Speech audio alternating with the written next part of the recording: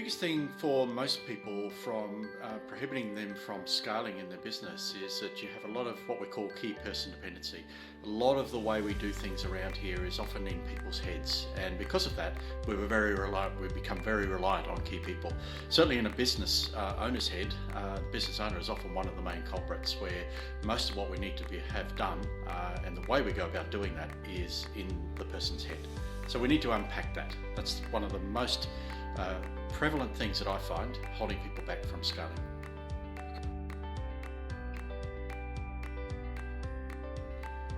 Of course, the big question is, where do I start? If I'm going to start mapping or documenting my processes, where do I actually start?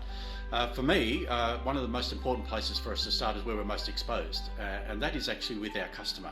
So I like to think about what we call the critical client flow. Where does the customer find us in the first place? So before they actually have business with us, where do they find us?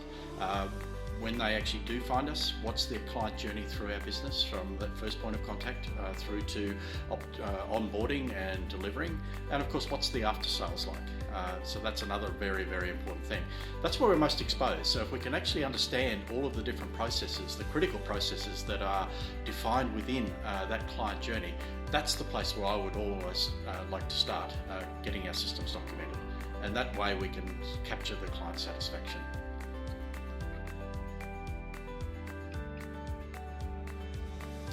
One of the myths around systemising my business is that I have to systemise everything, and in reality that's just not practical.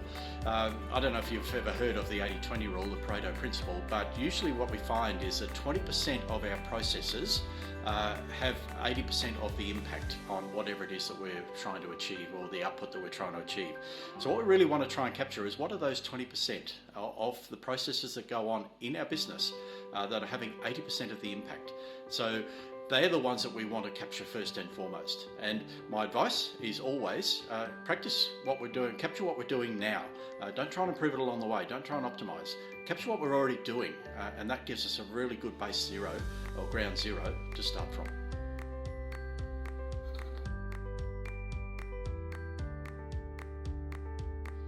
One of the things we know from many, many years of solid research is that there's always inefficiency in any business. So I'm always confident when I walk into a business that I'm going to find somewhere between 25 and 40% of inefficiencies, often referred to as waste in the business itself. So is it worth documenting my systems? Absolutely, because once you capture those, we can get everybody trained around the way we do things around here. And of course what we're looking to do there is first and foremost produce a consistent result. So as a customer, I'm going to be very, very assured that if we're doing everything the same way, I'm going to get a consistent result with whomever I'm dealing with in my business. The other thing it does, of course, is that it gives us the capability to train our people. So once we set and document our processes, it's something then that we can train our people right from the onboarding to also going through. And the third thing that really comes up for us documenting our systems is it gives us something to improve upon. Optimizing systems, continuous improvement, is always something that we strive for in any business. So once we've got something documented, that gives us a base from which we can continue to optimize our systems through our business.